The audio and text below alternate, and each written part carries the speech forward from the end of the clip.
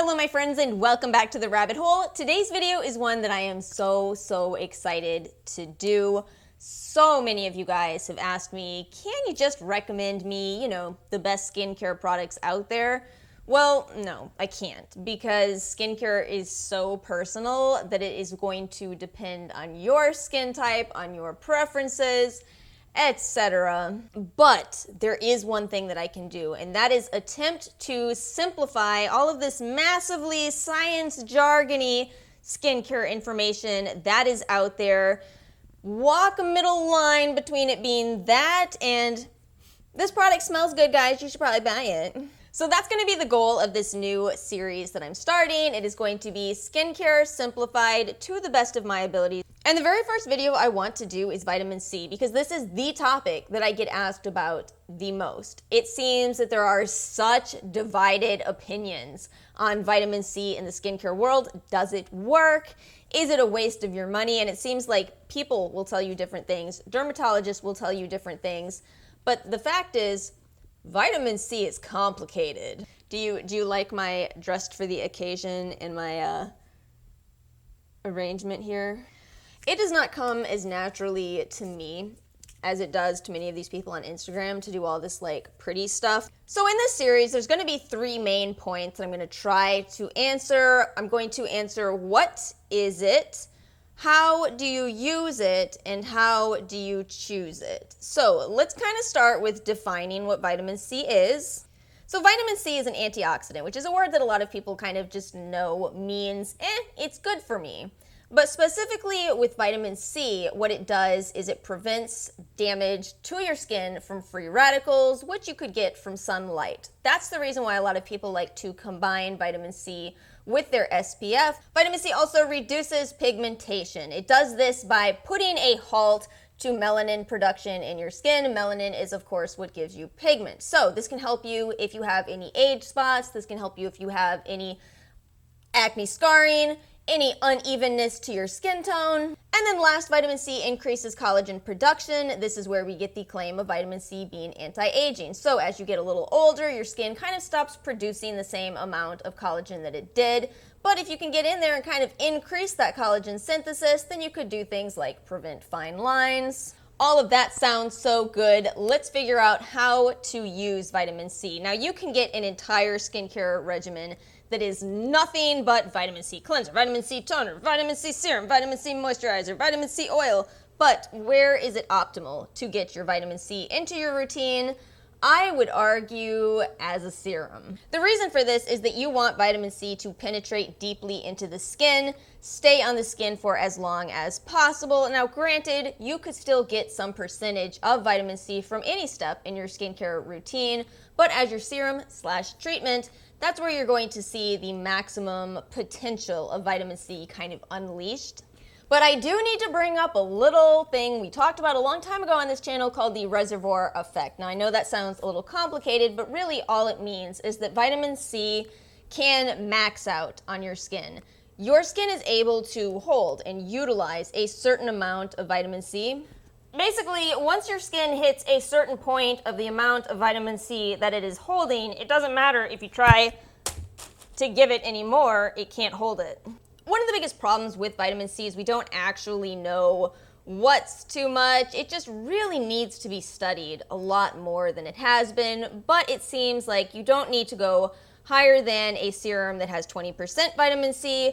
Probably you can get away with using it every other day, but if you're using a serum with a low concentration of vitamin C, let's say 1.5%, maybe then you could use it morning and evening without oversaturating your receptors. And finally, how to choose the right vitamin C product for you. Now, hear me out, because this is going to be the most complicated part of this entire video. If you have non-sensitive skin, me and every other person with sensitive skin on the planet are side-eyeing you for being perfect. It's not fair. Let's move on. You lucky individuals can use the gold standard. The gold standard in vitamin C and skincare is L-Ascorbic Acid. It is the form that your skin utilizes in order to do all of these beneficial actions, which means that every other form of vitamin C has to convert to L-Ascorbic acid in the end to actually be used. So you may be thinking, okay, well, kind of sounds like that's perfect then and all you should use. Unfortunately, there's a lot of issues that make L-Ascorbic acid kind of a complicated little molecule. First off, L-Ascorbic acid requires a low pH. Now the thing is, your skin sits at a pH of about 5.5. This needs a pH of under 3. That's pretty acidic. You are pretty likely to feel at the very least a stinging effect. We're not even done because there's more issues with L-Ascorbic acid. The biggest issue of all is that this molecule is highly unstable. And if you've ever dated somebody who is unstable, then I don't need to explain to you why this is a problem. I'm gonna put up on the screen a picture of this molecule because I think that even if you have an aversion to science, I think we can make sense of it and explain why this is so unstable. But let's make that molecule look a little friendlier. See, I personally think that replacing the oxygens with smiley faces makes the world a happier place. It may not work so well in actual practice. But I want you to pay attention to what's going on with this. And I feel like it's easier to see it with the smiley faces. Okay, so this is L-Ascorbic acid with the oxygens as smiley faces. If this is exposed to light or air, it decays into something else, or rather oxidizes into that. Do you see how similar that is? That is an incredibly easy reaction to have take place, and it takes place constantly for people who buy this. That's why you've heard so much about drunk elephants C. firma turning orange. And this is actually a problem, and less so because of that and more because of the potential for free radicals to form when this oxidizes. What this ultimately boils down to is that L-Ascorbic acid is not a good option if you are not the kind of person who finishes your skincare products in 3 months or less. It's not. You could end up with a worse situation than you started. And considering some of these serums go for $166, you don't want this to happen. Also, deal shoppers, be really careful with L-Ascorbic acid. If you're gonna buy a vitamin C serum at TJ Maxx, which first off I don't recommend, at the very least pull up Check Fresh on your phone and make sure that that is a recently made bottle of vitamin C. This is some serious talk that we're having right now. I want you to understand that there are serious side effects with L-Ascorbic acid if not used properly. And if you can use it properly, it's the gold standard. I'm gonna pop some of the L-Ascorbic acid serums up on the screen for you guys to look at. We have SkinCeuticals C. firma by Drunk Elephant, and then we have the Skin Diva 20% vitamin C. These range from $166 to $25. One more thing about L-Ascorbic acid before we move on. Now it is very unstable, and that in my opinion is its biggest problem, so there are some ways around it. For example, Clinique has their fresh pressed daily booster with pure vitamin C at 10%. This is made to be used within 7 days. Each one of these are 0.3 ounces as opposed to the 1 ounce sizes that I showed you in the last slide. Something like this is a lot better of an option if you're just not sure you're going to go through it quickly enough. Let's talk about vitamin C derivatives, which ones you might want to use, why you might want to use them. So remember that good old L-Ascorbic acid molecule. What you do to make a derivative of that is add something to it. The principle here is that once you put that onto your skin, it once again breaks apart like it was before you put it together. And now you have L-Ascorbic acid going into your skin, doing all those good things, and something else. I'm going to jump into my personal favorite of all of the derivatives. It's one that I've recommended many times, and I will explain to you why. That is sodium ascorbyl phosphate. Sodium ascorbyl phosphate has been studied a decent amount, enough to find studies showing that it actually compares to the usage of both differin and benzoyl peroxide with continuous use. Another study found that it reduced oil production in the skin by up to 40%, and finally, it is actually fantastic for more sensitive skin because it is usable by the skin at a pH of 7. So once again, I will put up some sodium ascorbyl phosphate serums. First off, and most beloved to my heart, is the Mad Hippie serum, which is $34 for an ounce. Mad Hippie is fantastic at letting you know exactly what's up with their products. They let you know that this is at 10%. It has a pH of around 6.5. I really appreciate the transparency with Mad Hippie, so that is absolutely my top pick here. Ole Henriksen's True Serum also uses this form of vitamin C and is the most expensive one here, and Derma Ease is the least expensive at $20 for 2 ounces. So what about for aging skin, given that one of the characteristics of vitamin C is that it helps to prevent aging?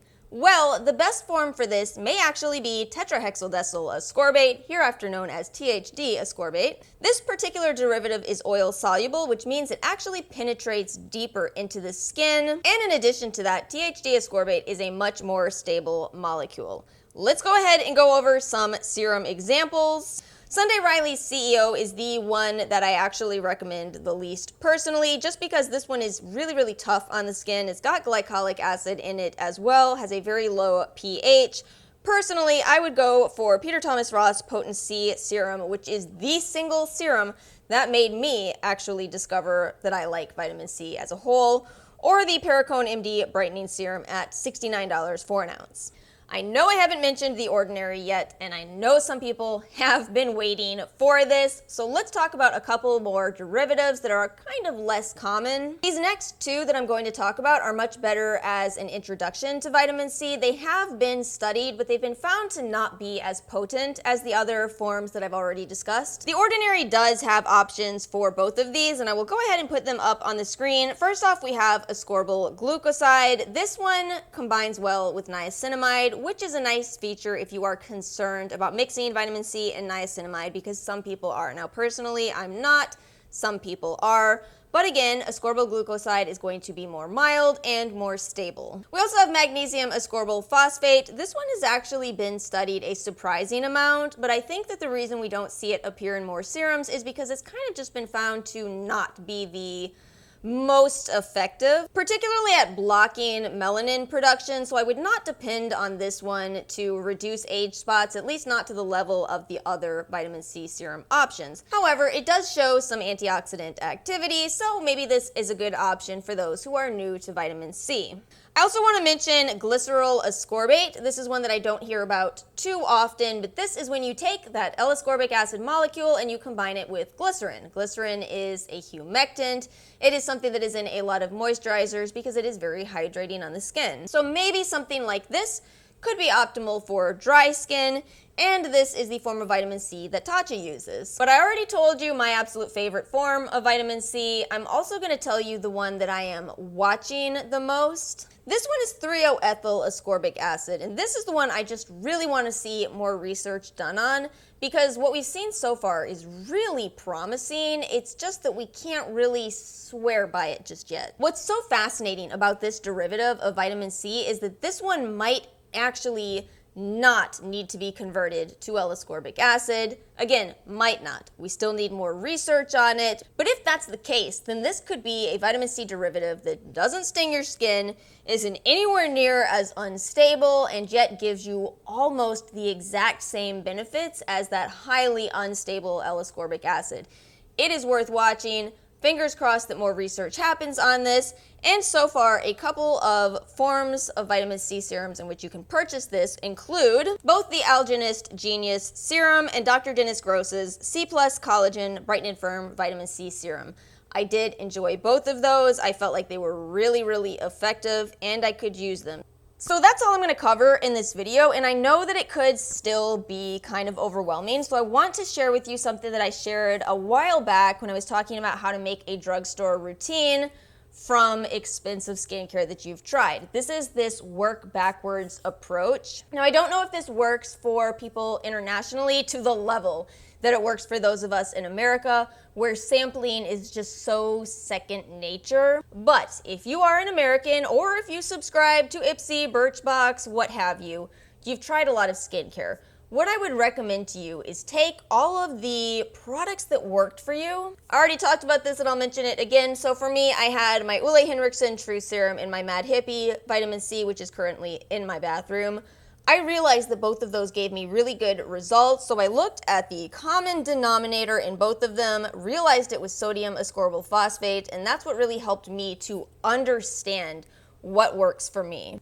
I think that most people have this idea of, you just kind of read reviews or get recommendations from other people and buy the best one. Instead, I would tell you, you might know what's the best from what you've already tried, but you gotta work backwards. You gotta take those ingredients lists out, say to yourself, okay, these worked, this didn't, what's in these that wasn't in this? And again, once you do that, you will get a better understanding of what ingredients work best with your skin, because at the end of the day, we're all different, we all have different preferences, and our skin is different too. So that's everything I have for this video. I hope you guys found this helpful. Please make sure to give this video a like if you did, hit subscribe if you want to see more in this series, and thank you guys so much for watching.